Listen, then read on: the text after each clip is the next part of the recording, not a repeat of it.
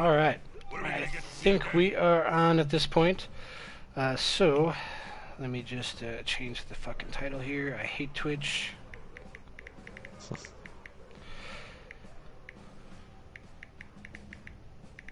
All right.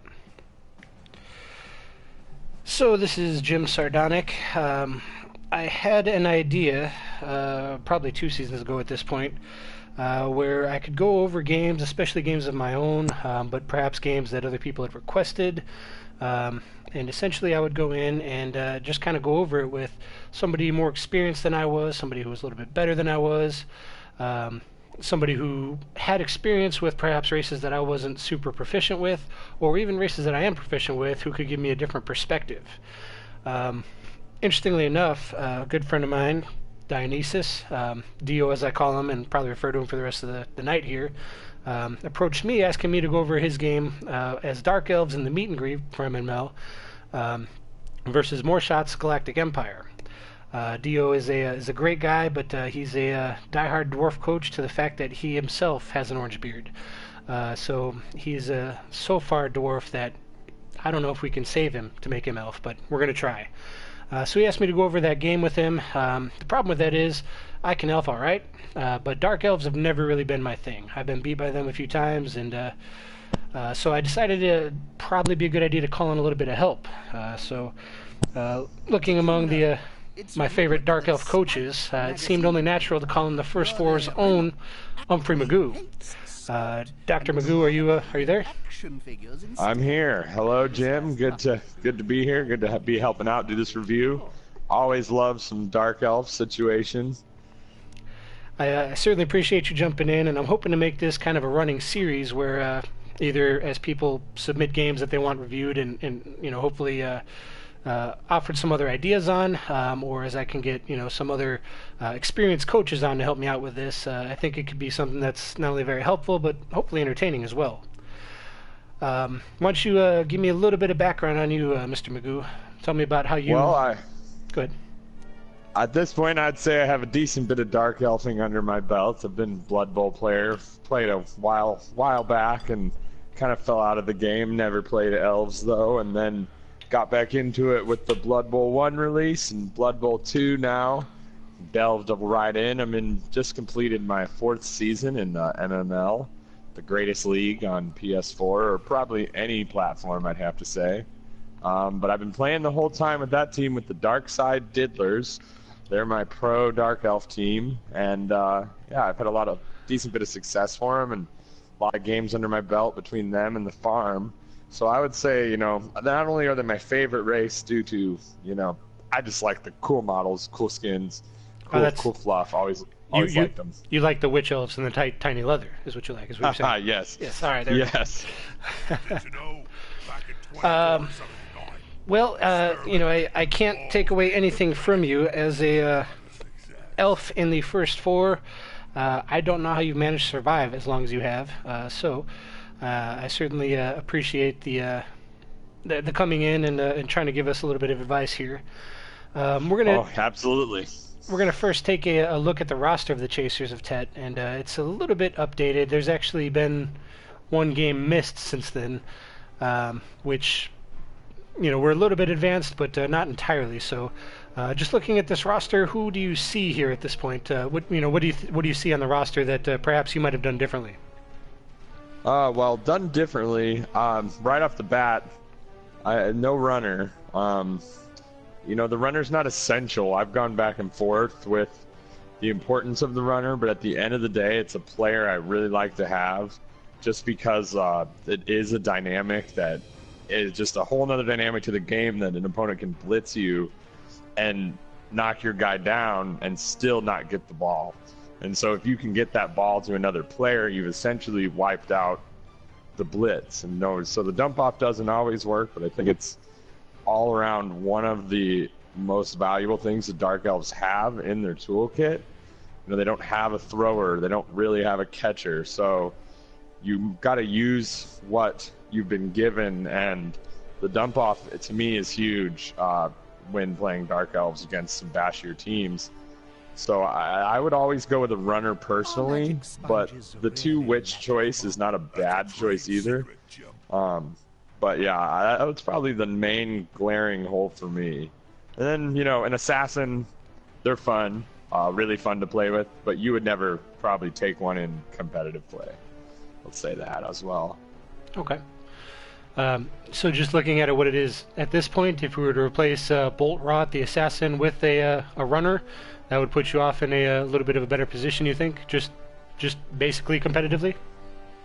Yeah, definitely. I mean, it just assassins again. They're fun, but they're really not competitive, especially against a wide variety of opponents. They're not so great against tougher teams and stuff. And I mean, just the low movement, low armor value. The shadowing is neat as well as the stab, but yeah, I would probably have a runner instead of that. There are some things I do really like about this team as well, though. I think it's very well developed so far in terms of skill choices. What can you elaborate on that a little bit? Yeah, I really like Alain Jones. I mean, obviously he's just you rolled some good dice when you level with him to get the move and the agility. Yeah, that's a res player for sure. Yeah, absolutely. And an AG5, you always want to try and get one of those on your team if you can. Obviously, you don't control the roles. The doubles, I really like that he took on doubles a guard on his lineman. Who's this guy? What's this guy's name?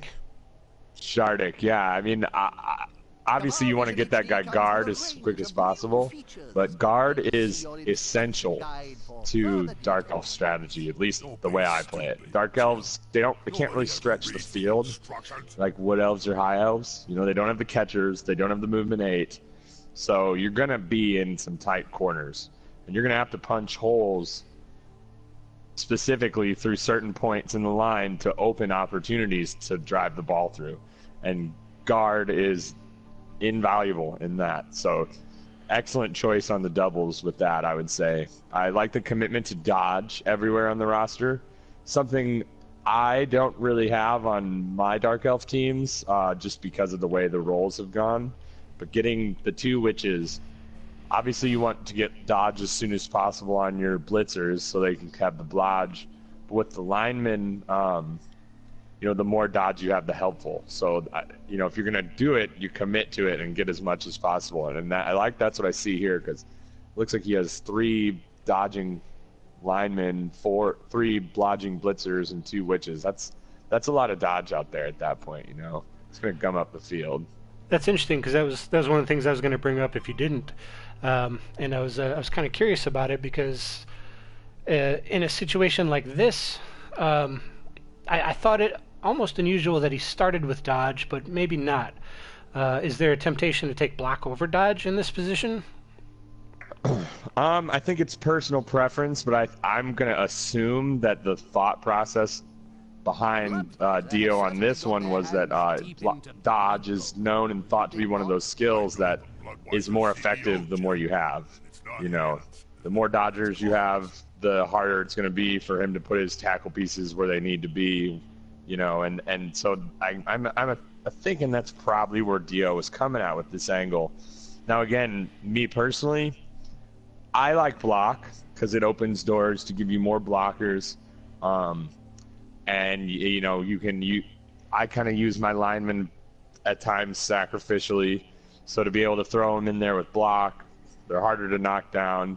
But you can't go wrong either way between the two. But if you're going to go with getting as much dodge as possible on your roster, it's a good thing you could just commit to that. And that's kind of what I see here from the way Dio's built his team. And I think that'll probably work out well for him. Excellent. We see the first skill after the blodge on the blitzers. Cuthbert Allgood took tackle. Would you agree with that as the first non-blodge skill, or what? Are you going to do that on all 4 blitzers? Or are you looking to go in a different direction? I think it's almost what you have to do. It's essential. Now again, when I was kind of developing the diddlers in my team in the pros, I really wasn't up right off the bat against a lot of other agility teams, and it took me a little bit to get my roster tackled out.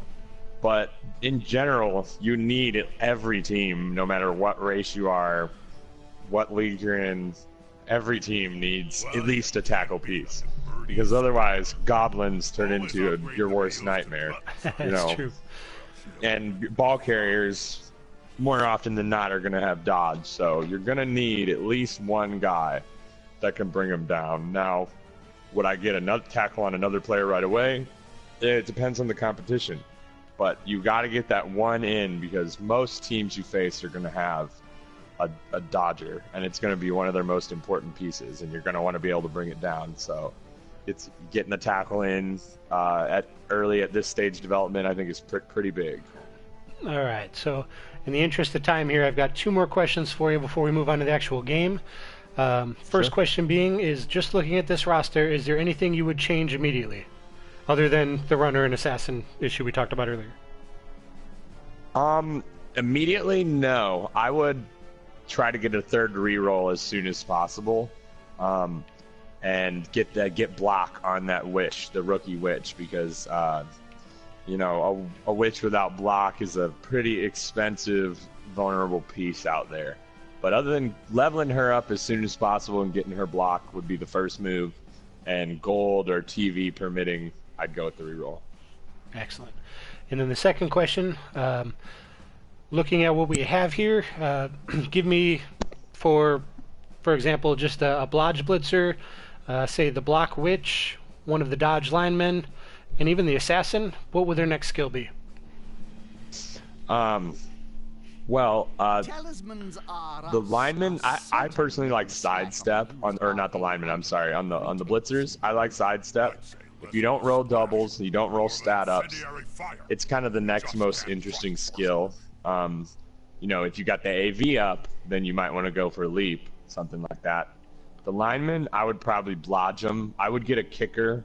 Personally, I think Dark Elves need kickers more than most races, because they play that very aggressive defense, and having a kicker, you can put the ball where you want. So I would probably get a kicker on one of them, and you know, the assassin, unless you roll doubles for multiple block, just get him blocked, keep him alive, you know. Okay, I think I might have missed it. What's next for the witch elf with block? For the witch elf with block, I would probably give her tackle. I like using my witches as headhunters, safety, hitting types. You hit and run with them. They're fragile, they're mobile, and they're, most importantly, they people are worried about them. Your opponents are worried about them. So I'd probably get tackle just to diversify what she can do for you. So we're taking advantage of that frenzy and yeah, definitely. Because when you know, and it's just people will look at your witch when you've got a witch that's a threat out there, and it's more of a psychological thing as well. And you know, she's fast, so you're going to want to be able to use her to be able to hit opponents and try to outrun you and things like that. Excellent. All right, well, let's get into the game, and we'll start kind of breaking it down turn by turn. For those that are watching, the goal here, of course, you know, I kind of took this on as the first possible project, A, because Dr. Magoo himself was nice enough to jump in and be willing to help me here. B, obviously because Dio asked me for help. C, I normally the initial plan with this was I was going to do my own games and try to do everything I could to build up my opponent and not, you know, bring him down. More Shots is an accomplished coach, a very good coach, and you know, I was fairly confident he'd take this in a good way. We're going to do our best not to comment on shots or any of his decisions or how he played. But we're going to allow him to play out his turn and then talk about how Dio could have worked around it. I'm going to turn on the secondary skills, you know, just the add-on skills, and take a look at it from here.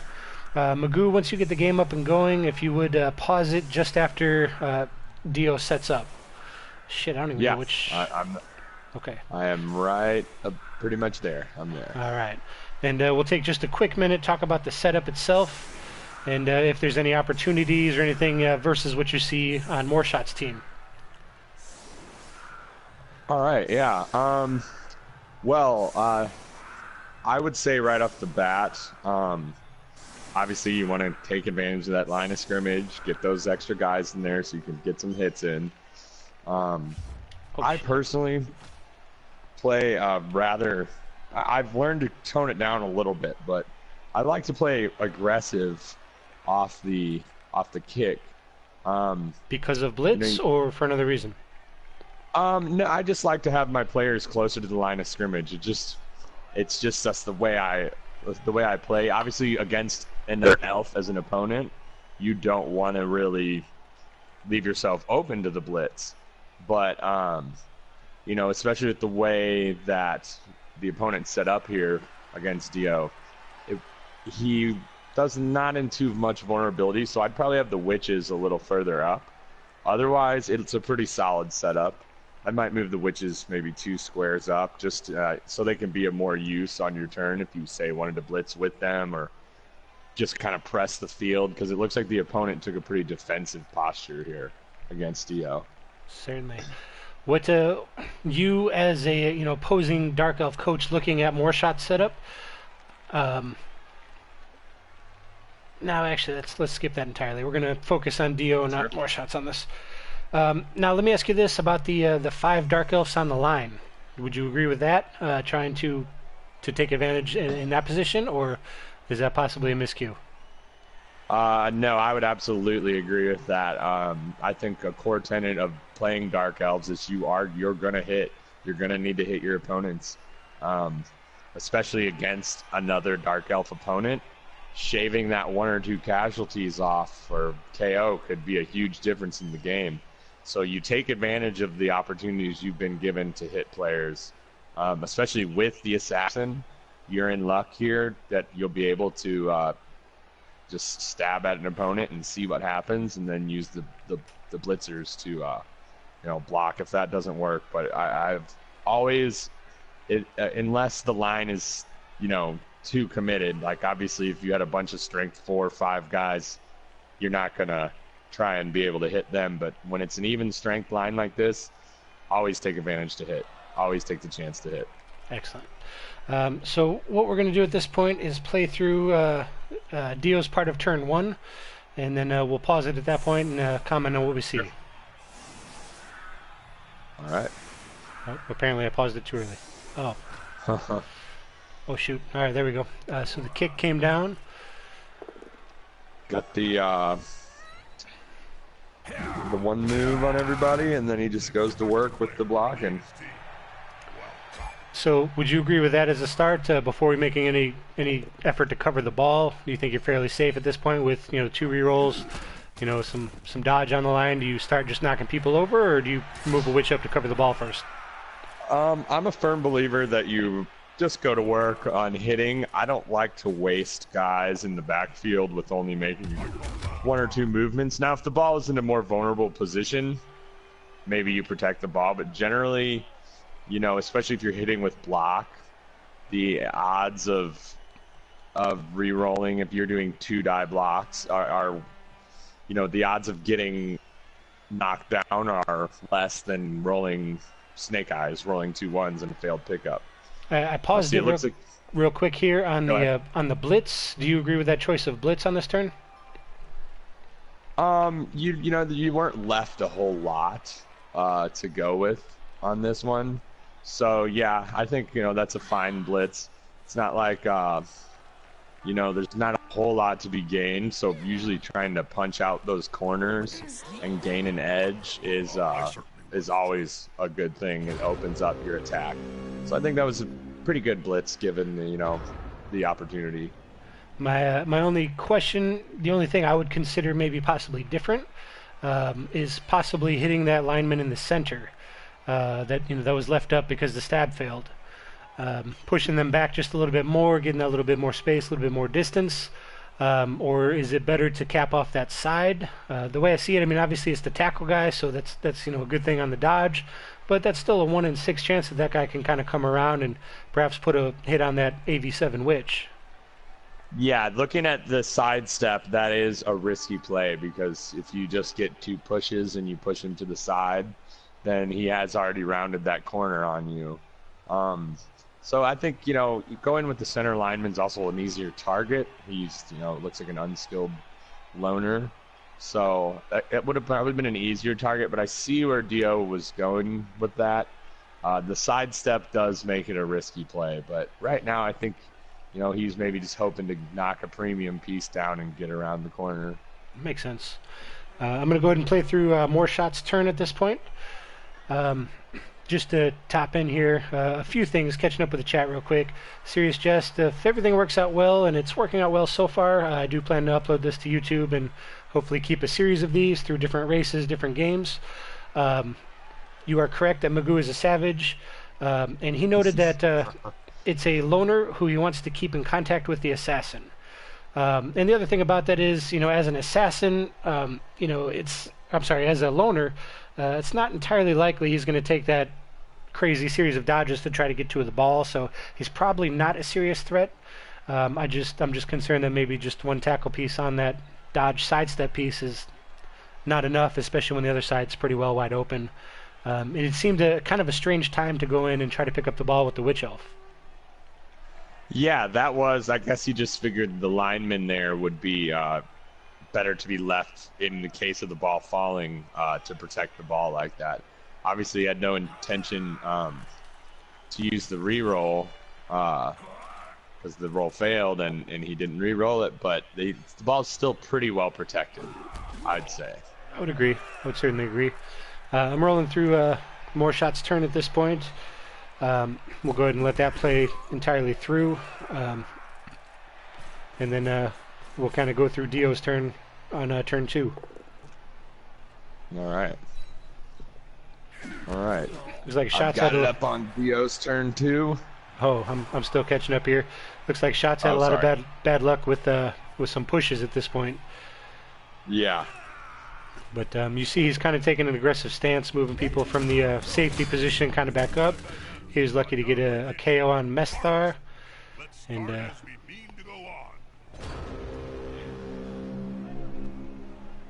oh, that was not lucky. That was his guy.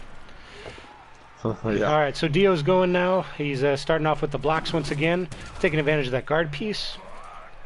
Yeah, it looks like he's kind of trying to just keep control of the line of scrimmage, move it back a little.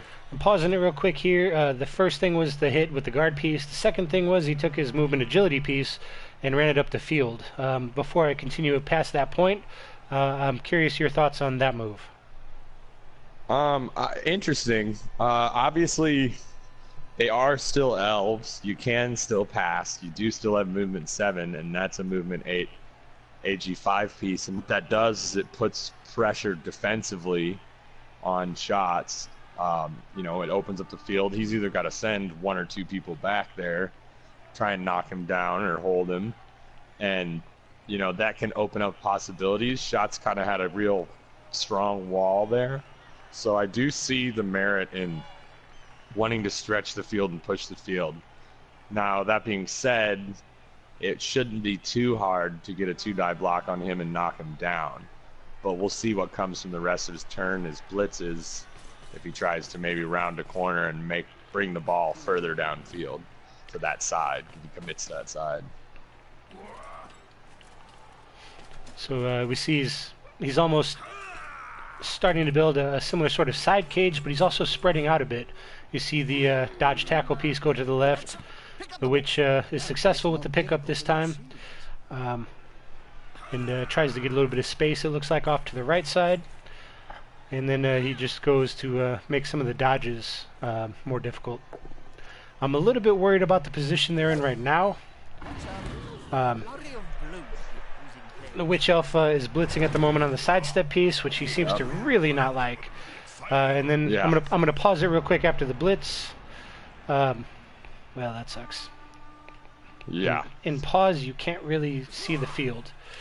Yeah, it's kind of frozen, but... So my concern is just pausing just after Dio's turn. Where the Witch Elf is positioned, there's a Blodge... Damn, I can't get there. A Blodge, I would presume Blitzer, on Shot's team that has 1 easy non-tackle dodge and can get to the ball carrier. Yeah, the ball is definitely left open here.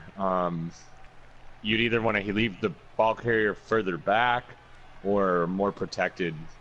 I think the dodge piece, 2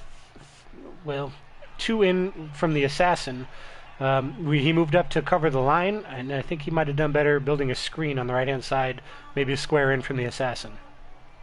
Definitely, protecting the ball, because that line can either be knocked over, blitzed through, ran around. Doesn't really do much to protect the ball where it is right now. And he kind of a little bit left himself exposed to if Shots is to rush him with his blitzers and get a little bit of luck on this turn, he could really have nothing between him and the end zone and the ball, if he takes out that witch. So it's definitely a bit of a precarious situation. I definitely also felt like that blitz against the sidestep was a potential disaster.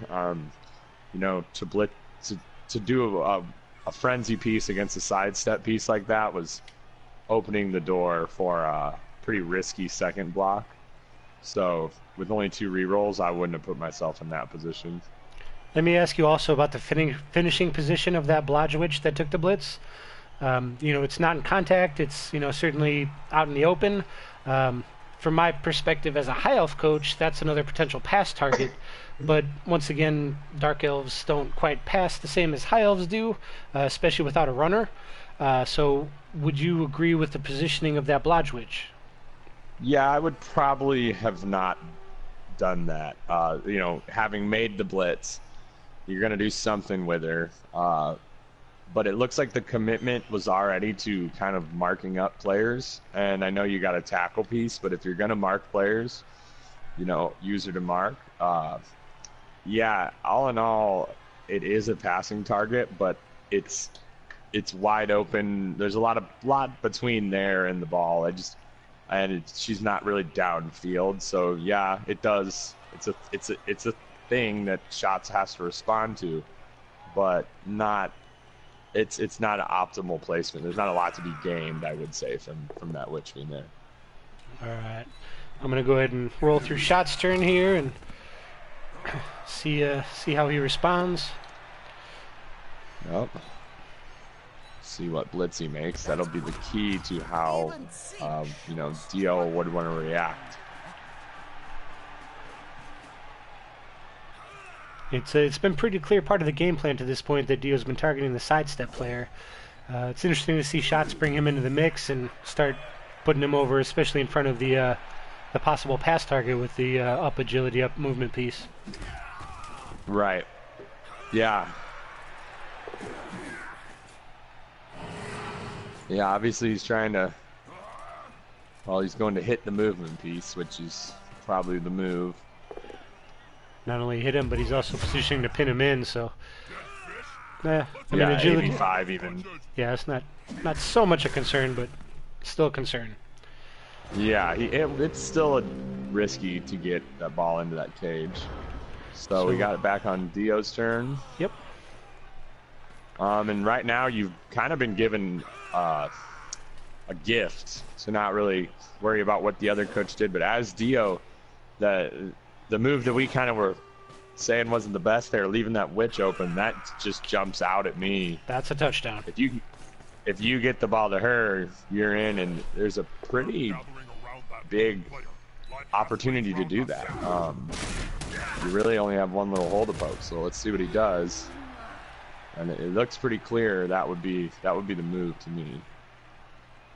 And it looks like he's taking that pass. Pass is successful. Marked up all his opponents in the way. And she scores. Yep, there you go. Sometimes, hey, we thought it wasn't. Well, yeah. Well, that's Blood Bowl for you. But clearly it worked out for him, and it almost makes you wonder. I haven't watched past games with this team, but you can't discount the distraction that extra agility, extra movement piece is. And, Dio's a crafty guy. I wouldn't be surprised if that was part of his game plan. Definitely. And, even though we may have criticized the move, what it did do is it made multiple things the defense has to answer for. And obviously the defense chose not to answer that one, and it left him a big opportunity. And the AG movement, that is a big target. People are going to want to hit that. And AG5, people are going to want to pin him in. So it looked like it worked out pretty well for Dio that time. I'm going to pause real quick because I almost said something and I didn't see it pop up on the screen, so I didn't know if I just miscounted. But Sirius just brought up in chat, he said, is it not safer to GFI on the right side of the field, or safer to GFI on the right side of the field, which was where he went, which was a concern because that's where the defensive players were. Just with one GFI there, and I assume because there was 2 rerolls, he felt mostly safe. But, you know, if this was a more serious game, I imagine we would go to the other side of the field where, you know, even if a GFI should fail and a reroll should fail, you can still get back to, you know, picking up the ball. But, you know, once again, this is a meet and greet game, so it's not the most serious of games. And then Magoo, once you get to the point where both teams are set up, we're going to do a quick pause and go over the defensive setup after the kickoff. Sure, yeah. We've got, I think I'm about there. Shots is just finishing his setup. It's so hard to tell when that is. Yeah. I think we're about there. All right, yeah, I'm there whenever you're ready. All right, go ahead. Yeah, so right away, I think this is a pretty good setup, but I am more, especially on defense, I like a more of an aggressive setup. You know, in case you were to get that blitz, I always want to make sure I at least have a couple players in position to get downfield if there is a blitz. I know you don't want to count on a kickoff return, but they do happen. You want to be prepared, and I don't really see much of an opportunity to gain if you were to get a blitz here. So usually I like to have my players a little bit closer. Would you be talking specifically about witches, or just in general? Yeah, I would probably have players in the wings. I prefer to do that. Now against, say, like a high elf or wood elf opponent, you might just have to concede the fact that you're not going to be able to blaze past them. But you do have dark elves, so it's kind of even. Now, you never know what your opponent's going to do. They could stack one side of the field, but I would want to have some players, certainly the block witch, maybe in the side zone, 3 or 4 back, maybe with a lineman or probably a blitzer with the high movement, screening her to kind of protect her over to one of the sides, and then maybe put the same kind of formation on the other side, maybe 3 or 4 back, a couple off the sideline. I definitely would protect the AV up movement up like he's done, though, and keep the tackler in the middle to go whichever way you're going to need him. Those are very solid moves. To respond to shots. I definitely agree with that. What are your thoughts on the guard piece on the front line in the middle? That is a major no-no. I would agree. Yeah, of course, the guard's not going to really help you there because they can just whittle you down with outside. Yeah, and just a quick go over on that, just in case that doesn't make sense. I think I paused it a bit too early. Shots probably is going to have another guy that fills in the hole to have 5 people up on the line there. In fact, I'm just going to go ahead and let... Oh, God damn it. No, he didn't. All right, go back. Oh, man. All right. So just after the kickoff is where I'm at, so we can still kind of look at it. But as he starts to work in from the right side of the line on the view, he'll knock that defender out of the way. Perhaps he'll use the center guy to knock the other guy away. He's got an easy blitz on the guard piece. The guard piece is essentially ineffective in that position because once you remove the 2 guys on either side of him, the guard is ineffective. So generally with elves, in most cases, you're going to protect your guard piece because they're few and far between because of doubles. Probably keep him out in the back. And in fact, if it was me, and correct me if I'm wrong, Magoo, I would probably have that be one of the pieces that are guarding the witch elves off in the side. Absolutely. You want to use your guard piece, not always as a line of scrimmage type player. You want to be able to use him, pinpoint, put him where you need him, make the hit you need to hit, make a hit more difficult. But it's a very important piece, like you said, for elves. They don't get them, so you want to protect it and use it tactically. I would. Just to quick clarify, on offense, I'd put him on the line 100% of the time, probably.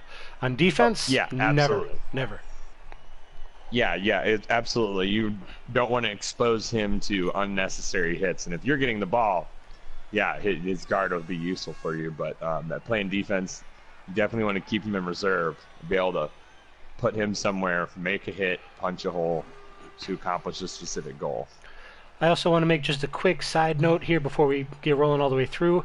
It came up in the chat that perhaps more shots allowed that last score to happen to allow a better opportunity towards a 2-1 grind.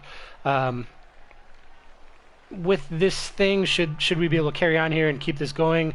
Though game management is a very, very important part of Blood Bowl, I'm trying not to focus so much on the game management as I am the play-by-play. Granted, the play-by-play does work towards game management, but we're looking more towards what opportunities are there that possibly were missed or possibly could have been done better. What were the ideas that were used, and what might I or whoever my guest should happen to be, in this case Magoo, might have done differently. But the kick is off here. I'm going to go ahead and roll it through, and we'll see what Shots does, and then Sure. we'll watch Dio's response and comment from there. So we see Shot starts off on the line as well, taking advantage of that strength. Knocks that guard piece right down, which was clearly a target. If we could knock that guard down and possibly injure it, then could not be a better position. Your opponent is going to want to remove that piece. That's going to be a big target, and with no block or dodge, he is vulnerable. So clearly the opponent would take that opportunity. And interesting to see Shots working his way down the field as well. He's playing. I don't know if he's building a screen that way or if he's definitely building a screen. So we've got a screen coming on the left side. So Dio on defense is going to have to focus on not overcommitting because Dark Elf speed is a thing, but he's also going to have to try to cover up and ensure that that there isn't a response, that can get through on that left side where the screen is being built. He's going to have to close that edge off, try and get to the ball carrier, all while not, letting anyone slip too far down the other side of the field. So it's going to be a bit of a challenge, but I'm sure he's up to it. I'm on the beginning of his turn. Whenever. So am I. Let me ask you, would this be a position where, seeing that screen being built, would you jump into elf columns, or would you more aggressively pursue the ball? I would say the column defense isn't really going to get you much right here. It might be a bit of a tall order to column up. The opponent here, Shots, has made some good progress with numbers down the field, and if you're going to column that deep in your zone, he's got his blitzer 1, 2, 3, 4, 5, 6 down into the zone. If you're going to column that deep into the zone against a speedy opponent like this, there are only a couple turns over, still half the half left though, and I don't think it's I would play more aggressive. I would go more to the ball and try to create a turnover, maybe get another score, see how it goes. But I paused it here after the reroll, and just a quick couple of things. First off, Serious Jest with a spectacular point, I feel. He noted that Shots exploited the wide zone that you were worried about, that you would have set up people to prevent essentially that far of movement. To be able to build a screen up that far up the field is kind of a powerful position. That's kind of why you'd want to guard that wide zone from especially like a Dark Elf team. Exactly. If he would have had a player or two out there to start, if he would have had a lineman and a witch behind her, he wouldn't have been able to put all those numbers down the side of the field, and you could have gone up into a more conventional elf screen. But yeah, exploiting that wing, leaving that open, is you're always opening the door to that. Pausing it just after the reroll, I have two essentially things here. First, I actually really like the blitz target with the witch, frenzying it in, getting a mark on the ball. It works pretty well, I would say. It's not a serious threat to a Dark Elf that can just dodge away, but putting that pressure there behind the screen is key in this position, I would say. Second, where the reroll is actually occurred on the Agility 5, who managed to fail his dodge. Would you agree with that reroll, or would you have possibly held on to it at this point in turn 4? No, I think with what you've already done there, and I agree, I think it was a good blitz target. I'm a firm believer of putting pressure on the ball carrier because ones happen, snake eyes happen. As far as a reroll there specifically, once you've already made that move, that's a much stronger position because now that runner's got to go backwards and all the way around, or he's going to have to roll more dodges. And, you know, that's going to be a lot more difficult than just a 2+ dodge and then run down, hand off the ball. That wouldn't be a very, that'd be a pretty easy thing for that runner to accomplish. Now there's a lot more pressure on the runner. The runner's got to go backwards and then around, so that blitzer's still going to be able to chase down that runner, or hopefully if somebody else gets the ball, they'll be able to chase him down still. I think that was a good move.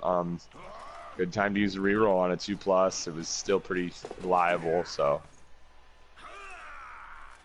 The follow-up dodge there was a little bit risky, especially having burned the reroll and such, dodging into a tackle zone, but it worked out for him. He pushed back a little bit, and not a terrible position, I would say, going into shots next turn. No, I think a good response. The follow-up dodge definitely risky, but I see the goal to mark up that blitzer, who was free, the tackle blitzer.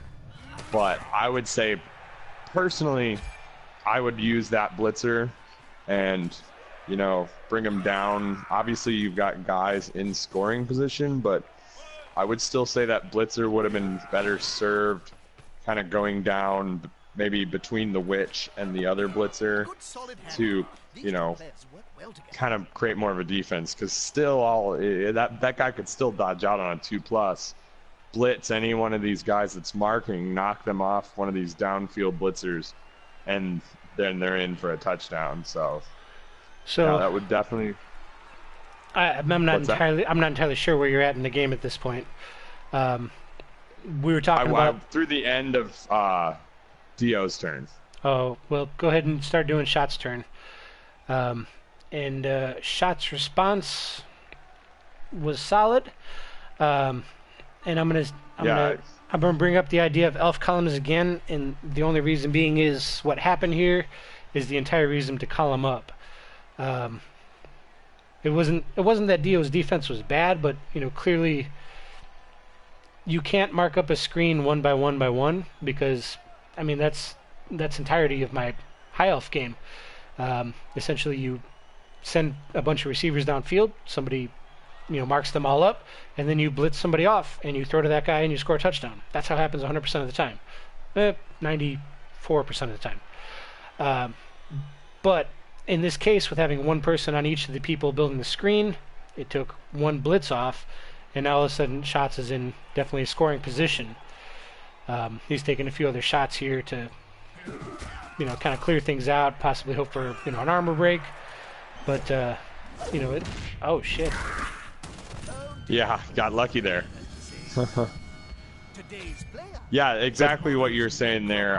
I couldn't echo that enough. I see, you put that blodger up there to try and mark that lineman, but he's to mark that blitzer. He's a dodge blitzer. He had no problem getting out of there, busting up one of those marking pieces, knocking the witch out of there, and then getting the ball to somebody that could theoretically have ran downfield. So that blitzer would have been much better served going down to support the witch and the other blitzer, giving some backup, preventing free movement, and able to still hold a little bit back. You left yourself pretty wide open. It looks like you got a lucky snake eyes there. I'm back on Dio's next turn. Oh, yeah, okay. Yeah, I'm there too. We'll go ahead and start from there. Cool.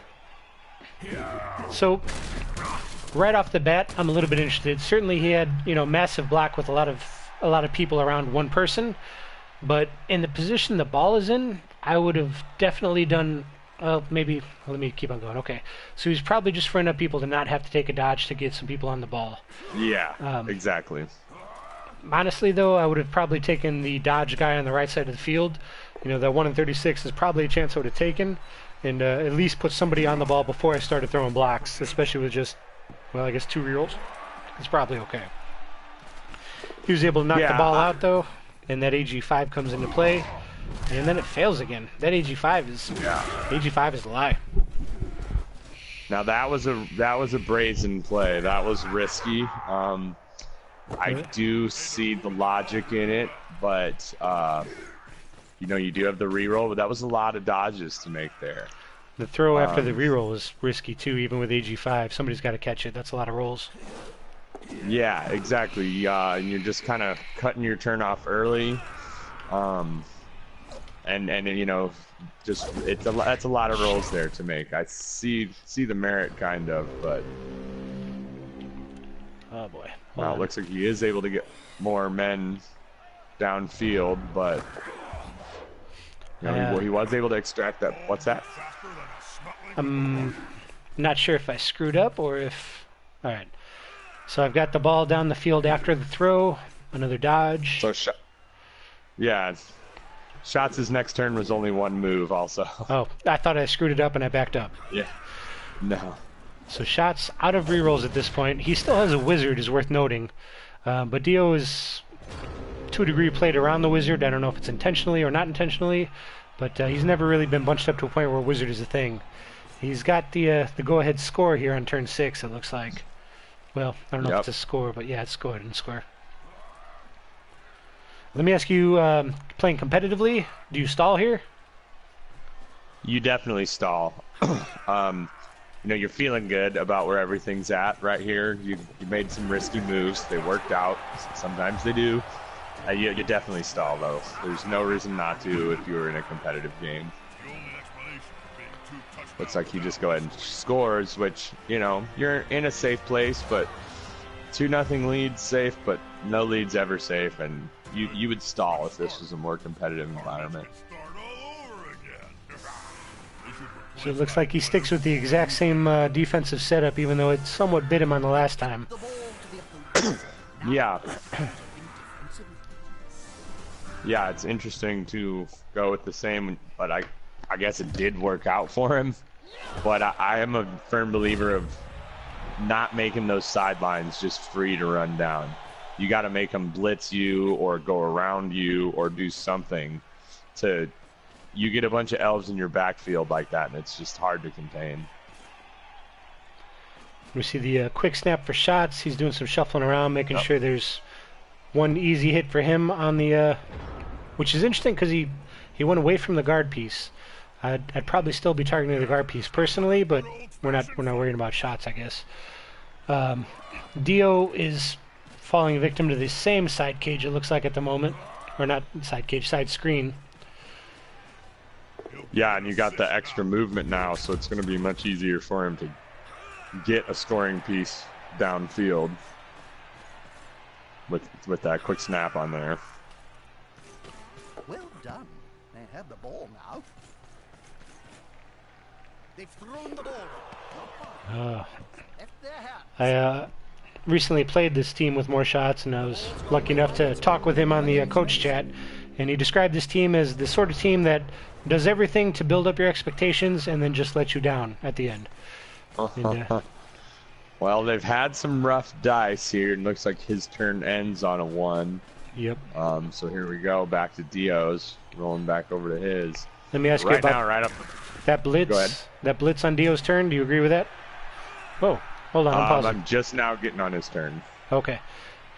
Blitz with the movement agility guy, and then he stops just short of the ball. Would you consider picking up the ball there, or do you think the stopping at that point is worth it? That's where I paused. Yeah, so I would not have made that blitz with that player. There's no need to. But if you are going to, I would have made it with a different blitzer to make that blitz and save that player for getting to the ball. With the now I don't know where his movement was at, how much he used there. Yeah, I don't know if he was having to do GFIs to get that ball and get out of there, but I would have definitely picked up the ball with him. Now I guess I see what he's doing, just making it impossible, taking control of it. Okay, I'd paused it at that point. We see the guard coming in. I don't disagree with what he's doing here. But I feel like if he structured his turn differently, even with that blitz working out the way it did, and I agree with you, I would have probably brought in the Witch Elf and taken the Frenzy Blitz. But or even a blitzer, but the blitzers are kind of out of position to do that. I would have definitely probably tried to pick up the ball with the agility 5 and maybe thrown it back to somebody who was more protected. Yeah, absolutely. Or, I get his thinking probably at that point was that he didn't want his turn to end on a bad pickup, so you better be able to secure the ball. But that's why you probably save your ball handling piece with the AG and the movement. Probably not your guy that you want to be doing your blitzing unless he's the one in position or something. If you have a variety of options, especially with the frenzy, you probably use that first. It would be my first inclination, and then you can kind of feel out. You could crowd the ball and then send in last guy, take the risk, the pickup, and try to get the ball out of there, and maybe even score again next turn. So we've got Shot's turn rolling through now. Just as a very basic, quick overview, he's somewhat expanding the screen on the left side. Probably making some breathing room for his players to get over and mark and try to find a way to punch that ball out. Real quick on the Dio part, he's got the guy just to the left of the Shots player next to the ball. Me personally, actually exactly as Shots appears to be doing. Yep. I would blitz him onto the ball, try to get a good scatter. He gets a good scatter and makes the dodge. There you go. And that's exactly why you would have tried to pick up the ball there. Exactly. Yep, because Blodge, especially if Blodge gets that ball, it's much harder to get it out of there. Yeah, and you had two guys on the throw. ball. It wouldn't have been the easiest, but you were able to get blitzed off that ball, and it opened up decent bounce. Even without the bounce, it was very realistic that line was going to pick it up. So, maybe if you didn't blitz with that blitzer and saved him for more of a ball handling piece, blitzed with either an open blitzer or a witch, you could have used that AV5 guy to actually get that ball and protect that ball. It would have been probably impossible for Shots to get the ball at that point. And you're not the fastest elves with Dark Elves, but they are still elves. I'm gonna give it a quick pause here. Being that nothing changed on the kickoff setup, I'm just going right through to post kickoff here. The thing to consider on that, in the main point, as this hopefully is a bit of a learning exercise. Agility 5 picking up the ball in one tackle zone is the same as picking up the ball on a bare field with a normal elf. So use that to your advantage in trying to structure your use of the agility 5 piece. Right. Yeah, it's a special piece, and you want to make sure you use it for those purposes. And just if you can, sure, it wasn't a great die roll, but it wasn't really it was not easiest, but it wasn't that difficult for Shots to structure that move to get that ball out. And so if you're Dio, you really want to clamp down on that a little better, because you kind of left all those guys downfield open. So you definitely left that door open. Even though it wasn't the most likely, it did happen. Now you're going into halftime 2-1. And we're almost at the half here. I've got looks like more Shots taking his response to this point. Important to note as we go forward that Shots still has his wizard.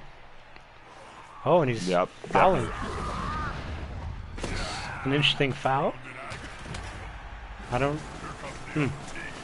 Alright, so I'm at the point where we're at the half.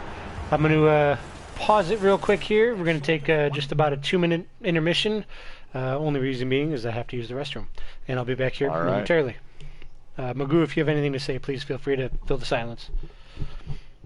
Sure. Yeah, in general, excuse me, with Dark Elves, I think it's important to know your limitations versus, say, High or Wood Elves as far as speed goes. And you don't have the passer, you don't have the catcher. But they're still Elves when it comes to ball handling, things like that. So if you have a chance to get that ball, you want to do it and protect it because it's a lot harder when you got to blitz the guy. You know that if that AG piece had the ball, you would have to blitz him down. In general, things about Dark Elves tactical doctrine, I would say, is you're gonna play. It's a Smash Mouth style, but you have to pick your targets surgically, pick your holes, pick your hits very carefully. Because if you just go up and start making contact like a full-on bash team, you're gonna get some players hurt, especially in an ongoing league environment. But you do have to play physical. You got to be able to make the hits. That's why I love the guard piece on this team so much. That guard piece allows you to do that, and we haven't seen it so much come into play during this game, but it's so valuable for Dark Elves, even over other elves, because they're more of a running, short passings type team, and getting that guard piece on your team opens up those holes big time. So that's a major part of Dark Elf philosophy, I would say.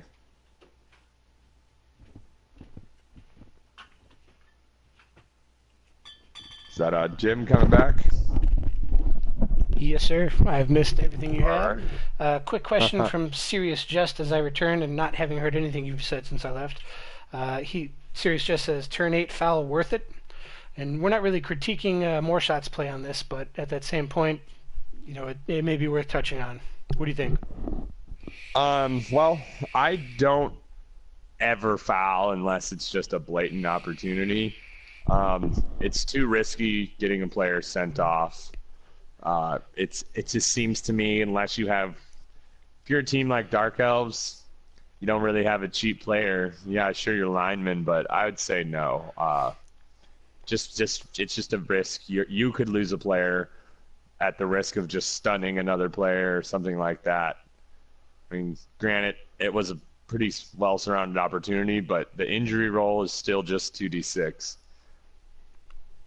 Yeah, I will say this at this point. There are probably 4 pieces on this field that I would plausibly consider fouling from either side. The strength up piece, the tackle piece, the guard piece, and the movement agility piece. And I'd foul any of them with Definitely. just the base lineman. And that's pretty much it. And honestly, the guard piece is a stretch. I'd probably not foul the guard piece. Actually, I'd probably not foul the tackle piece either. But Yeah, if you have a particular target, then by all means. But I just feel like the risk of losing a player is not worth. Sure, you can have a guaranteed armor break, but unless it's again a very important piece or a scoring piece, or say that guard piece was giving him fits, things like that, then maybe you go for it. But all right, so I've got the kickoff going here at this point. Yep. We see a little bit of an unusual setup here.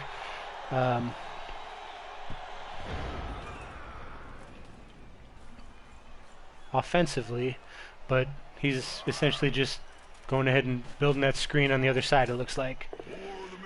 Yeah, it looks like he's just gonna go kind of with the same move. Oh. He kills a witch elf. Oh, I'm right at that blitz right behind you. Apo pulls through, Ooh. it looks like. Oh, wait, no, it does not. Yep. Holy shit.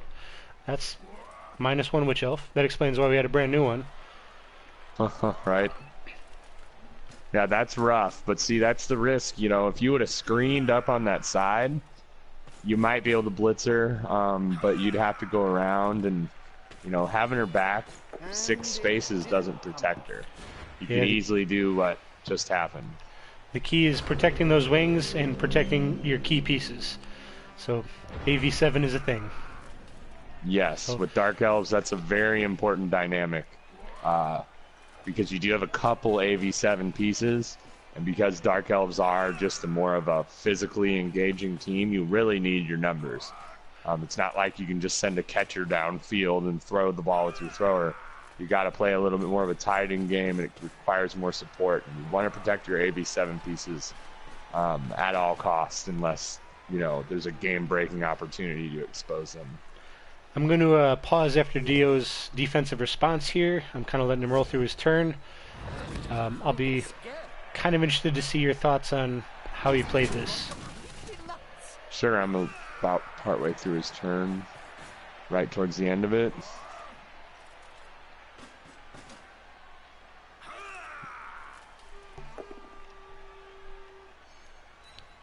So, let's see, I think I missed the blitz. The blitz was that witch down on the blitzer over there, right? Oh, shoot. The blitz was up on the top, taking out the blodger at the head of the side cage. Okay, yeah. Um, So, yeah. oh, boy. I wish you could scroll more when you're in pause. Yeah. Holds it did- back a little bit. I did my best to try to capture things afterwards. What was interesting to me was the marking of the guys on the left side of the field as you're looking at it from the offensive perspective. I don't disagree with the blitz taking out the head of the side cage. That's what's going to give you essentially access, around whatever he's trying to do there. I thought the mark on the journeyman was interesting. I don't think it's wrong, because I think that the dodge piece there is more of a threat towards the ball than actually marking the journeyman. But it does leave an opening. Journeymen are scary because, it's a 50-50 on that reroll, but that's a piece that could very well just work its way up the field and score. Once again, this is a meet and greet charity game. It's not, a super serious game, so we're not going to see the most competitive play at this point. But, if we're taking this serious and trying to improve, then that is an opening, in my opinion. Your thoughts on the defensive response? Absolutely what you just said is true. I do like that dodge piece as a threat towards the ball if another one's rolled, or, just kind of be able to. I like with Dark Elves, I always like to try and get one guy chasing after the ball, putting pressure in the backfield. That journeyman could definitely get loose. You probably have enough numbers back there to be able to deal with him. I like the blitz. Take off the head of the cage. Open that door. This is a much better response to the opening turn than I felt like the previous drives. This is a much more solid defensive position, but you do have to be careful because you have opened that hole. And then if they were to kind of reroute some players through here, you could have a bunch of players, again, with no one between them in the end zone. But I like the approach on the cage. He's done well, kind of opening the screen up, getting around. And, one thing I'll say, he's playing another Dark Elf team, so the odds of getting bashed up aren't that bad. But playing in the pros, it's over the past few seasons, I've learned to be very mindful of marking players up, and I feel like it's helped me survive injuries. So if you're playing a more bashy team, you might not want to mark everyone up unless you had a specific goal in mind. But for this matchup, I do think this is a pretty good response. Maybe a little bit overexposed in the middle. You're seeing a journeyman thinking he can't make the play, but he still can. He's still AG2 or AG4. Right. That said, as I'm rolling through Shot's turn right now, I do think that it's not a terrible position leaving that left side and center somewhat exposed, because both of the people that could really react to it in a defensive way are both dodge pieces. So it's 1 in 36 fails. We know that, but as we can see at this point, it looks like the dice are not favoring more shots at this point. So the ball is still yet to be picked up, and I'm starting Dio's turn right now. All right, I'll catch up with you here 1 second. That looks like.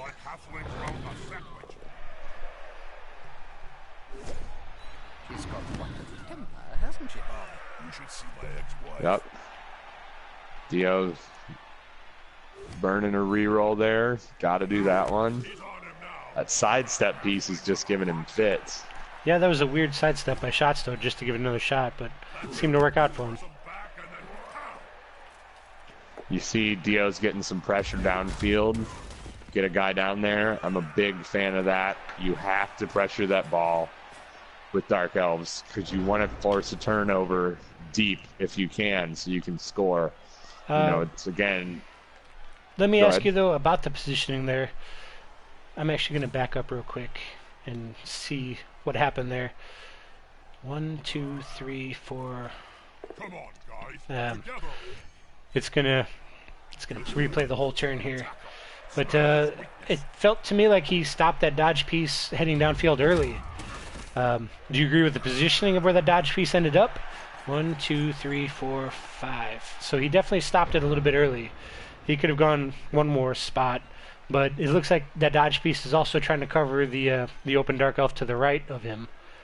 Do you go more Yeah, towards the ball? I mean, I would say that extra movement isn't really going to do you anything. You're just leaving him in more of an open spot. Yeah, if he was maybe more of a true blitzer hitter type, maybe you commit him more. But right now, I think that's a good spot for him because if the ball gets out, you can still pull him back. He can still come back, help out somewhere behind you. So I think that was a pretty good bet. Let me ask you. Thing, Okay, go ahead. go ahead. No, go ahead, because I think you might say what I'm about to say.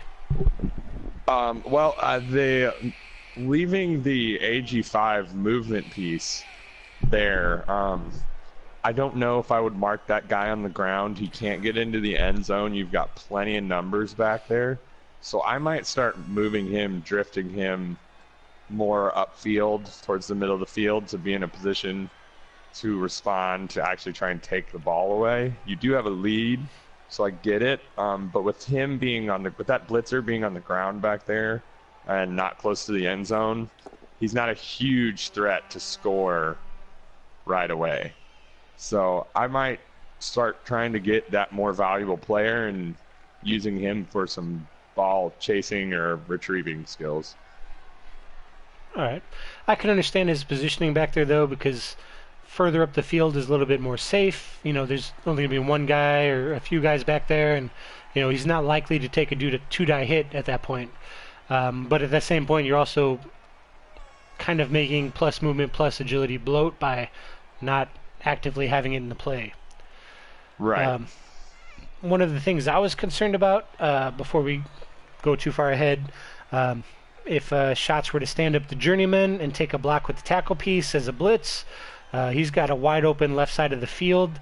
There may be, a response by Dio, but it feels like a scoring play to me if he was to just blitz through the dodge piece, do a quick pass and, work his way up the field from there. Might be a few go for it, but I feel like that's a huge opportunity as having two pieces on the dodge piece just north of or just above where the pressuring Dodger went.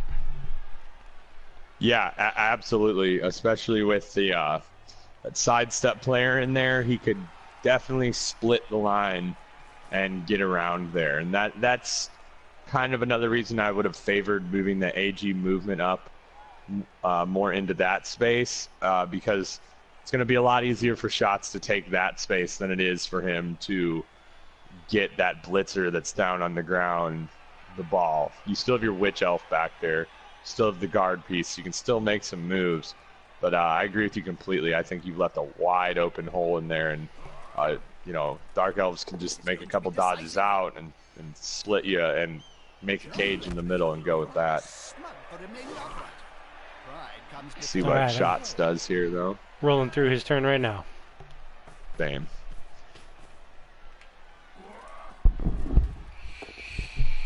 Yeah, it's an interesting match being Dark Elf on Dark Elf. Mirror matches are always interesting. We see that Dark Elf. Oh, he stopped there for an assist. Did not see that coming. Yeah. I would have probably, but I don't Dark Elf. I High Elf. It's a whole different ballgame. Well, the thing there, I think, is that he probably figures that it's he's not going to score this turn, so maybe he's just trying to take more control. Either way, if you're Dio, you do still have the pieces down there to respond, but you're starting to get clumped up a little bit. The dodge has certainly been a factor, though. That's certainly something that's helping out. I'm going to pause real quick before Dio's turn 11. Let me know when you're there.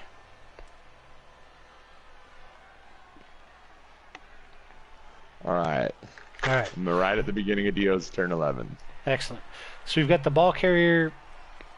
I would consider exposed, even with tackle on the dodge piece in front of it. You know, there's an opportunity there. But what is your priority in this turn before we play what Dio actually does? Well, priority number one is to get some players over there. You got an exposed ball carrier, you can blitz, but you don't really have another elf there if you get the ball loose to retrieve the ball. So, you know, you really want to make sure you draw some of these players, this witch, this movement, this AV up, get those guys in a position to start affecting the play, because those are some agile, useful pieces that right now aren't affecting the drive at all. So that's the priority, I would say, is to reestablish some sort of something between shots in the end zone. I'm gonna ask again here at this point, and once again, it may be the high elf in me and such. Do you shift over and column on the left side, or is there too much pressure on the right side to worry about columns? You know, what is the balance here between the ball on the left and the mass number of shots players on the right side? That's an interesting choice. The columns, I mean, they are effective if you can commit to it, but against elves, it would be hard to completely cover this field. So I would probably just try to go down the line, get my blocks in, and make sure you've got players between shots in the end zone. But I might focus more on filling in the side of the field that the ball carrier's on, because even if shots were to score this early in the half, it gives you plenty of time to get the ball back. So I would tend to favor with Dark Elves a more of an aggressive, go-to-the-ball style defense. So my concern with that is you've got, you know, the ball on the left, and I suppose no, there's not really a good way to get a two-die blitz on the ball. Yeah, you might be able to get the guard piece in there, but that's I might not blitz the ball carrier this turn, but I would definitely. I mean, I would say maybe to kind of get both sides, that sidestep piece, if you can blitz him and bring him down possibly, that could be useful. I mean, I know you got the block on him, so just kind of see what happens. But if you can keep knocking down the front of that screen, then you can kind of hold that at bay while committing more players to pressuring the ball carrier. You might not be able to get a good two-die blitz on the ball carrier this turn, but if you can keep him exposed and start shifting the field, shifting the defense a little bit closer to not be so spread out, I think you could probably kill two birds in one turn. all right. I'm gonna go ahead and play Dio's turn 11 and see what he does here.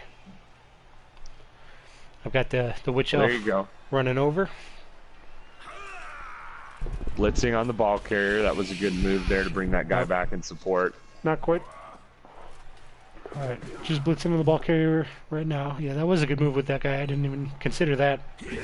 Yeah, I actually missed that one. I guess that's what happens when you can't scroll throughout the whole thing while you're paused.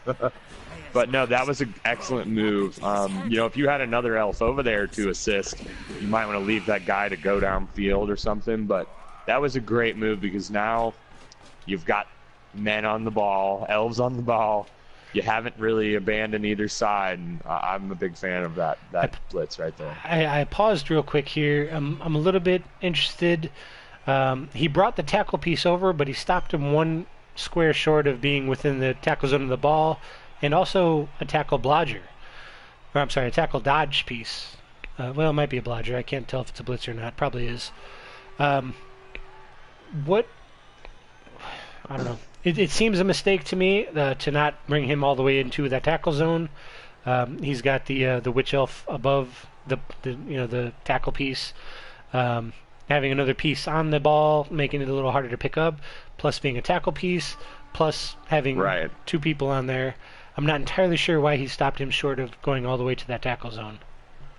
Yeah, it's a curious move, no doubt, because as it stands, that blodging blitzer of shots is with just a couple 3+s is got the ball, and he can either throw it or get out of there. So I would say that's a curious move. You'd probably want to, with Dark Elves, it's all about opening a window of opportunity and pouncing. And you opened the window of opportunity with that blitz. That was a great move. And so now you really want to clamp down on that ball because you've got total control of this side of the field. So that kind of leaves the door open a little bit. It's definitely a curious move. Yeah, it's an interesting back and forth. It's kind of the essence of Blood Bowl to a degree. Shots had so many people on the right to where I was talking last turn about how do you defense this, because you can either go after the ball and hope for the best, or you can overload essentially on the left side and be in a bad position because of the amount of people on the right side. In this case, it worked out, but if I was to give advice, I would say moving one more square with that tackle piece, especially putting him on another blodge tackle piece, would be hugely beneficial marking the ball. Yeah, absolutely. You've already opened the window with getting the ball loose. Now you want to basically flood that point, because once the player has the ball, it can be passed, dodged, taken anywhere.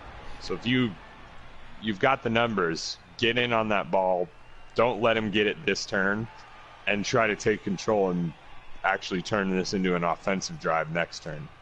We'll see if it ends up burning him or not, but he's definitely left the opportunity there. There's one blitz, gets all of the tackle zones off of the ball.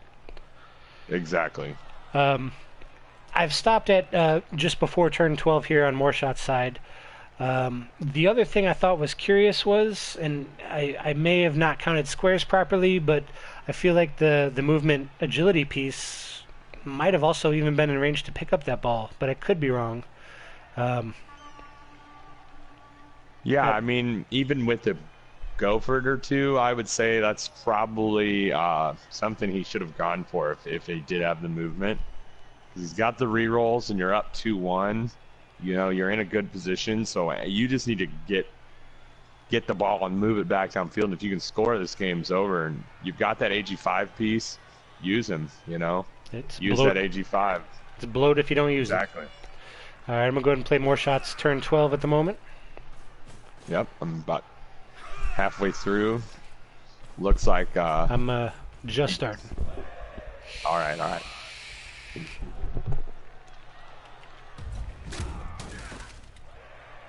Yeah, it's been an interesting match to review so far, being that they're both Dark Elves, and I feel like there's been a decent bit of bad dicing all around, which has kind of caused some unique windows of opportunity to open and close when you wouldn't expect them. But that's why you want to be prepared and have players. You obviously can't have players on the whole field, but you can cover most of it. It's an interesting thing because I used to play orcs and now I play high elves, and some of my old buddies give me shit saying that playing elves is easy mode. But there's inherent difficulties to elves on their own.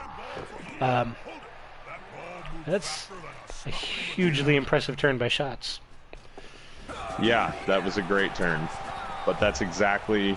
You think that turn would have happened if that tackle blitzer was on the ball. Maybe, but likely not. But the key is, going back to what I was talking about with easy mode, elves are not easy mode. I would argue that somewhat they are harder because you're more likely to leave yourself in a bad position taking chances. But being successful with elves to this point, in my understanding, is creating those chances and, as you said, clamping in or taking advantage of that. That's sort of without a doubt. That sort of situation. I mean, you can say elves are easy mode. I mean, they can easy mode when it comes to you're able to make crazy things happen easier, but you have to make those things happen, because they're generally going to be running low on numbers. You have to be creative with them. I'm gonna back up real quick here. This is Dio returning a kick after it's 2-2. I'm curious on your thoughts. Oh boy, I hate the system on this. Where am I at now? Nope. Oh shit. All right. Dio's offensive setup on returning this kick. Give me. Oh, I thought I paused it. tell me what your thoughts are on his offensive setup versus Shot's defensive setup. I like this setup. If you're going with the Witch as the ball carrier, I like this setup. Shots isn't really in a position to capitalize on a blitz majorly, but that's one thing. I would probably have had those outside linemen at least one more space out to prevent, if there was a blitz and the ball did fall into a field spot, just to contain the field a little bit more. If someone's got to run all the way to the sideline to avoid a tackle zone, or they have to commit multiple players to marking and getting a two-dive blitz, that's a lot harder for them to pressure the ball than just walking down this outside. So you always want to be mindful of that. You know, when you're playing against an Elven or quick opponent, is it making it difficult to get those wings, whether it's on defense or offense with the blitz? I think the easiest way that I do that is I always remember blitzes happen, and I try to set up exactly. Series just says elves Otherwise, are like. I'd like that setup. Series just says elves are like swinging a sword, dangerous if you know what you're doing. I'm sorry, dangerous if you don't know what you're doing, but if you don't, you're likely to cut your own face off. I'm going to go ahead here and play through Dio's receiving of the kick. He gets the quick snap and starts moving players, and he's clearly going to take a shot towards, well, nope. I thought he was going to clearly take a shot towards the right side. He moved 3 pieces to the right and 2 pieces to the left. I don't know if I like that, but I don't know if I don't like that. Yeah, I kind of like what he did right there with the quick snap. I mean, just fanning out, getting forward. Looks like he's just taking his blocks. The assassin succeeded on that one finally. Haven't got to the assassin yet. Here he comes. Stabbing a journeyman. Get up or get off the field. And a stun. It's a nice little bonus, but the thing is, you can't rely on that in any way, so it's a difficult position. Yeah, it's just they're fun. That's about all you can say.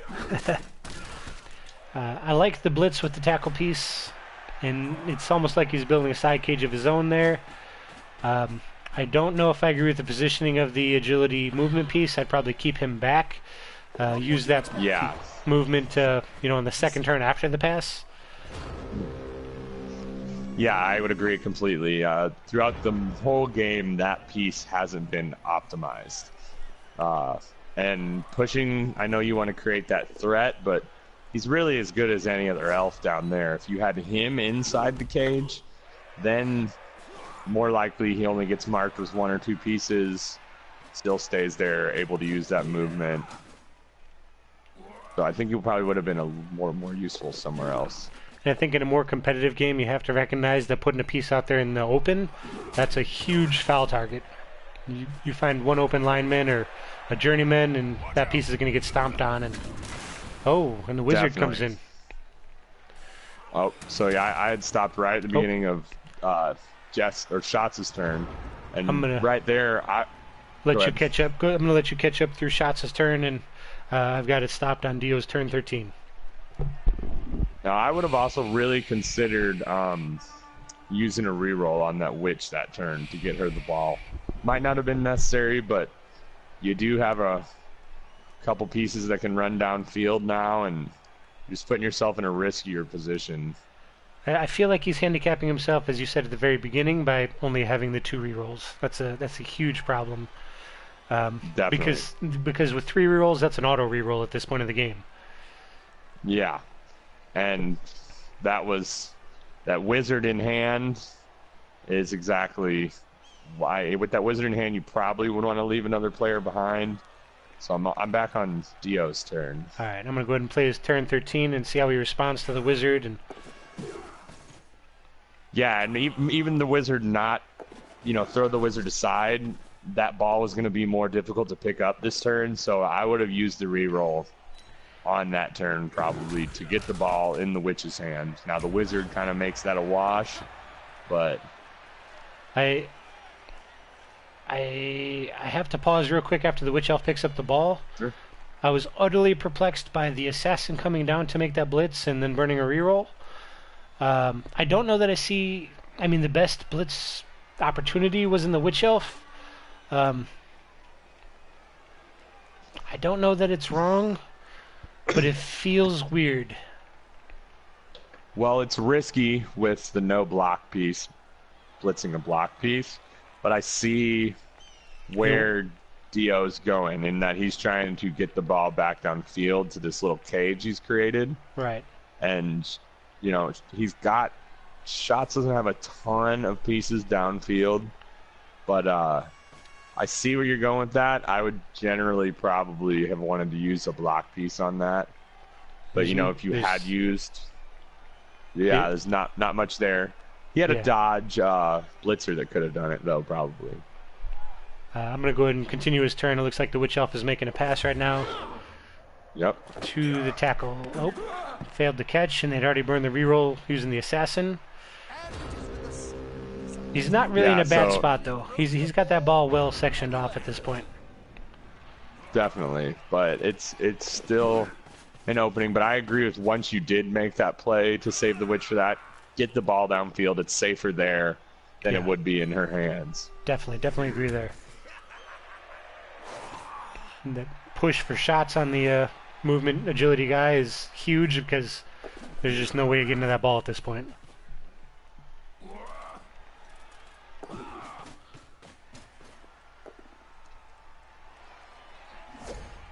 And all of that dodge comes into play. Shots looks for a good scatter, and it does not go his way. This game really has been a circus of just horrible rolls for both people. Yeah, it's been an interesting one in that sense that a lot of best laid plans have gone by the wayside. Looks like Dio inherits another golden opportunity to start his turn 14. The stab fails, and you see the Witch Up coming up. She's probably going to throw to that movement piece. Yep. Oh, failed to pass. Yeah, if you are going to take an assassin, always stab with him first because it is a no-risk play. Yep. In a competitive play, once again, meet and greet, I might have looked for more block opportunities there before I went through with it, but before I went through with even the pass. But, you know, the pass burning a reroll is a concern. That goes back to your talk about having a runner on the team. Exactly, and I probably wouldn't have made that play with that Witch Elf as well, but it does work out. You do have the reroll. I think it is a concern also to have scored with 2 turns left for the other Elves to equalize. Absolutely. Absolutely. With the numbers you had over there, you really had a chance to kind of protect the ball and cage down, make shots commit his next turn to moving players. You still probably had good chances to score. We see shots on his turn is starting to build a side cage, attacking the assassin and trying to get some depth downfield to hopefully get somebody down there and throw a 2-turn score. Yeah, now this is where I would really, again, have screened the wings a little bit. Yep. Because you're letting players just get into scoring position for free.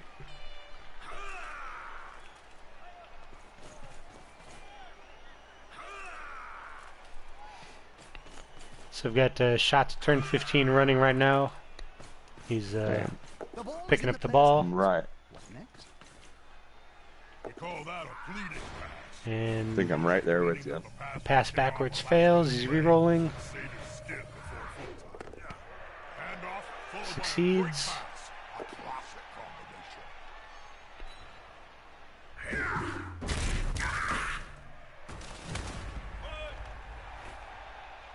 So I'm right at the beginning of Dio's turn. The ball carrier just moved up, took a go for it, succeeded. It's Dio's turn. So you're in a tough spot here with Dio. This highlights the value of a runner for Dark Elves. He's got a runner there, and you can blitz that runner, but then he just dumps it off. And then he's got a player, ready to go in the end zone. So you put yourself in a tough spot, letting all these people downfield.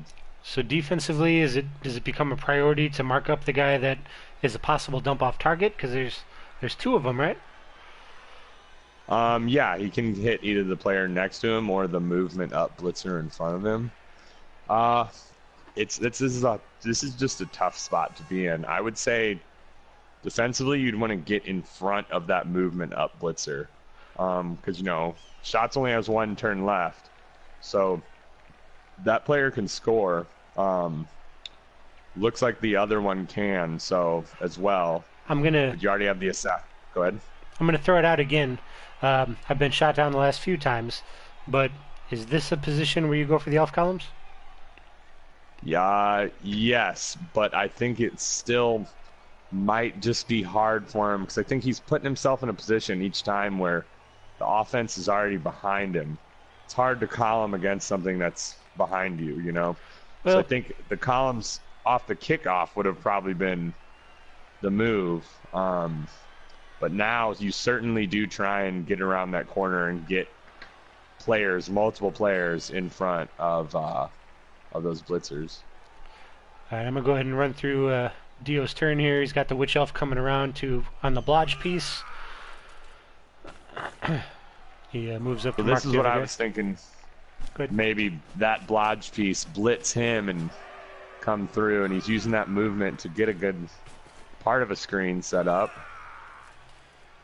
See what he chooses to blitz. He's doing a lot of marking up, which in general I would frown upon. Yeah, definitely. You would want to pull those players back with only one turn left, especially. He marks the ball, which is not bad, but interesting. And marks it twice. Oh, he blitzed it. Now, yeah, blitzing the ball carrier there was probably not the optimal move, considering he had dump off. But excellent response to a degree. The dodge kicks in and works out, and now the ball carrier is marked with the tackle piece, and he's got another piece in front of him. That was a good move. Still a bit risky without establishing a real screen. I mean, it's a tough path through, but that player can get through. Would you, the tackle piece that dodged into a tackle zone to the ball carrier, would you take the risk of putting him and taking the safer dodge to the sideline and risking the crowd surf? Or do you think it's better to take the dodge straight on into the tackle zone for the ball carrier? I personally would have risked him to go to the sideline and risk the surf. I would have, because that's just on the last turn of the game. That's just one more dice that something could go wrong if he chooses to surf you. It's the last turn of the game. The surf is not going to be the focus of the offense. And in general, I would have liked to see. I know I was even still saying it would have been difficult to screen, but I think it would have been a better move to try and blitz through that blodge lineman and get the blitzer in front of get Dio's blitzer in front of the guy who now has the ball. I think going after the ball carrier there was honestly just maybe a little pointless, because if you would have taken that blitzer and made the screen or blitzed a different player and tried to make the screen, you might have this game sealed up. You know what's going to happen now is he's going to fail that dodge and reroll with tackle. He's got no rerolls left, and we're going to criticize that move, and it's going to win the game. That's what's going to happen. I just saw what happened, actually. Oh no! All right, I'm going to go ahead and play. It's even worse. Oh no! The assassin is shadowing like a boss at the moment, and then finally breaks down. We see the blitz coming in. He dodges out of the tackle, blitzes, and skull. That sucks. Yeah, yes. So, those skulls aside, though, you want to look back on what could have happened and what was likely to happen, that he was going to get a nice, easy touchdown there. That was almost guaranteed if he had rerolls left. Right. That's why you'd want to, like you said, establishing some kind of screen back there. Instead of, you only have one turn left, getting the ball carrier does nothing for you that deep. You want to get in front of the scoring pieces. He could have easily done that. I don't disagree with putting the tackle piece on the ball carrier. I would have done that as the last thing of the turn after establishing that screen in the front. Preventing that ball carrier from advancing at least straight forward, and then giving him that one extra dice to roll is not a terrible idea. Yeah. But where it was at, definitely left some opportunity, and it just so happened that Nuffle blessed him on this one. And it looks like he just yields his turn 16. And that he does. Takes the win. So I'm going to go ahead and throw it to you for any closing thoughts, closing ideas, or any last minute, advice that you can offer after watching the whole game. Hold on just 1 second. Sure. From what I saw... all right. Okay, good. I was just going to say, in general, it's a hard game to judge because there was so many dice that didn't work how you would expect them to, but they do that. They are dice. I would use that special piece you have in the AG movement up piece to be more of a trying to get the ball and move it, and use his movement a little more. That was probably the biggest glaring thing, is when you have an AG5 piece, he's a unique player that can do things that no one else can. You want to use that more. I strongly agree with that. Serious Jest had a comment, and I agree and disagree with it. He said, haha, this was a trick. Dio asked for your help, but he just wanted everyone to see how he beat shots. I mean, I agree with that, and I disagree with that. He was probably proud of it because Dio is very open about how embarrassed he is with his elf play. And, I mean, watching this game, shots was one bad roll away from tying that and possibly winning it. There was a lot to work on this, to be honest with you, and I think, honestly, it wasn't a bad game for Dio to pick to have reviewed. If it weren't for those double skulls at the end. I think it was great in that sense. Yeah, I mean, I would have liked, honestly, better dice and more strategy, because it seemed like both teams were getting just horrible dice all the way through. Looking at the dice logs, it doesn't entirely agree with me, but as we know, it isn't so much how many dice it is, but when those dice happen. Exactly. And they all seem to happen at the worst times. The biggest things I would take away here, Dio seemed to have a tendency to make an effort to mark up the opposing elf team, which 1 out of 6 times is a failed effort, unless you have dodge. But right. It's just not going to be as effective, and that's why you see other teams, you see orcs, you see dwarves, you see low agility teams caging up.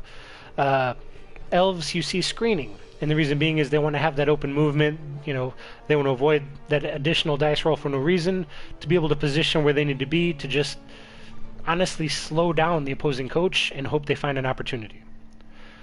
Right, and a lot of what playing elves, especially dark elves, where you need to move your team more coordinated, you don't have those catchers that can run down the field. A lot of it is, if your opponent tries to mark you, that almost is a gift, because then you can just dodge out and reposition, and they've kind of committed to, being where you're not. And that's a big part about playing dark elves, is being able to reposition and switch out of those.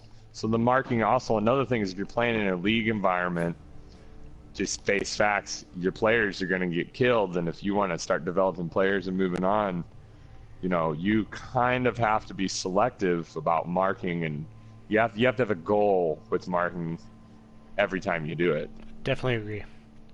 And just to back up that fact, if we look at the statistics here, 44 blocks succeeded for the Galactic Empire, 31 blocks succeeded for the Chasers of Tet, and that's a direct result of just lining your pieces up to be hit, repeatedly. That's, we look at 3 KOs inflicted by the Chasers of Tet, but the Galactic Empire had 1 KO, 1 injury, and 1 kill. It's more a result of bad dice than anything, but honestly, I would take 3 KOs over an injury and a kill any day. Right. So the marking is really what I would say coming out of this game. That'd be my number one bit of advice, is stop marking people. Leave some space, create screens, slow them down instead of trying to stop them. If you're marking, you do it with a specific reason, and more often than not, I would say probably 75% of the time, you're marking an attempt that within that turn or plausibly the next turn, you're getting to the ball. Otherwise, the mark is most of the time not worth it. Right, yeah, you're just leaving yourself out of position, in that, and you're going to chase a player who's just going to run away, and an opposing elf coach is almost going to be happy about that if they have the rerolls to dodge everyone out. Best case, they run away. Worst case scenario, they punch you in the face and kill you. Right. Yeah, so that was a big thing. The marking should always have a specific thing in mind, and keeping game flow in mind as well. With down there in that last, what could have been a touchdown. It would have been much smarter to just say, hey, you know what? It's the last turn of the game. Put people between that blitzer and the end zone. Mm-hmm. A couple of people just screening it off. Would take 4 players back there to elf column and screen off to where, at the very least, go for it would be needed. Definitely, Right. Definitely. I mean, every dice counts, especially when the opponent has no rerolls. Absolutely. Another thing to keep in mind. All right, man. Any closing thoughts or anything else you got? No, I thought, it was just an interesting game. There was a lot I liked about Dio's play in that. He was on his toes, but there was a little bit more solid positioning that you would want to do, I would say, going forward, and a lot of risky rolls. Generally, just even with elves, you try and minimize the dice you throw and make every move have a clear, concise purpose. But all in all, I think there was a lot of good defensive play there for Dio in this one.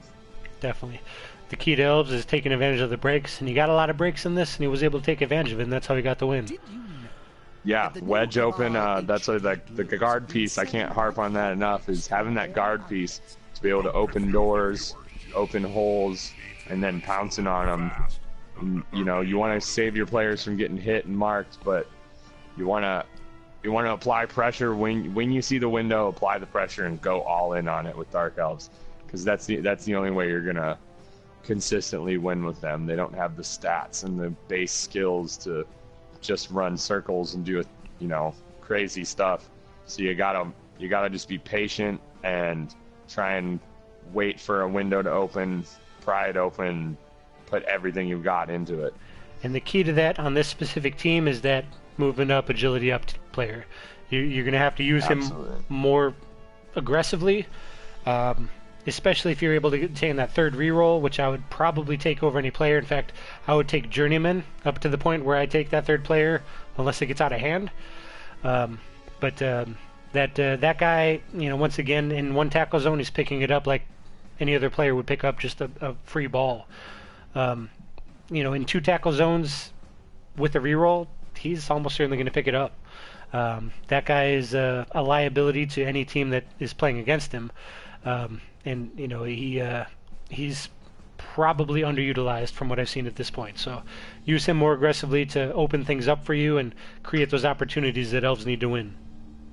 Definitely. When you're blitzing the ball carrier, don't blitz with him if possible, unless you still want to pick up the ball with him. Use him as a follow-up piece to come in and get the ball and extract it from tricky places. Right. Blitz, get it while it's in coverage and dodge it out. Blitz with a block piece or a witch elf, and from there pick it up with the AG5 guy, because even if it's in a somewhat bad position, he's got a good chance. Yeah, and one thing I did not notice initially was definitely would take another reroll over subs. Over the extra elves on the bench. Oh, I didn't even realize you had extra elves on the bench. Yeah, definitely. Yeah. With elves, it's sure great if you can have a sub, but you need more rerolls so you can start dodging out of when other teams mark you up. You're gonna need them if you're gonna be dodging 3 or 4 guys a turn. Definitely. All right. Well, Magoo, thank you very much for hopping in this. I would definitely declare this successful. I was certainly worried about the coordinating of the turns, but you were able to keep pace brilliantly, and I feel like you were on point 100% of the way through, sir. So I definitely appreciate your help on this as my Dark Elf expert. And I will probably look forward to doing this more with more races. Yeah, definitely. I feel like it was a success. Thanks for calling me on. I appreciate it for sure. I'd like to think of myself as an amateur Dark Elf expert. So yeah, technical difficulties were small, and I think good test run, tighten things up a little bit, learn some things, and I feel like you have a good series here. Excellent. Well, look forward to keeping it going here, and it couldn't be better. So those of you still watching, hop into MMLPro.com, check out the Challenge League and Pro Leagues that we have going on there. If you prefer the mixed league action, check out blitz.mmlpro.com. There's nothing but fun going on in both of those directions, and both Humphreys, Magoo, and myself are taking part in both of those. So any questions, hop on that mmlpro.com, check out the Discord link, hop in there. Somebody will get to your question within like 8 to 10 seconds. And once again, Magoo, thank you very much. I couldn't appreciate your input more today. Absolutely, Jim. Thank you to anyone who watched, and look forward to seeing the series. So, well done. Have a good one, guys. You guys too. Thank you. And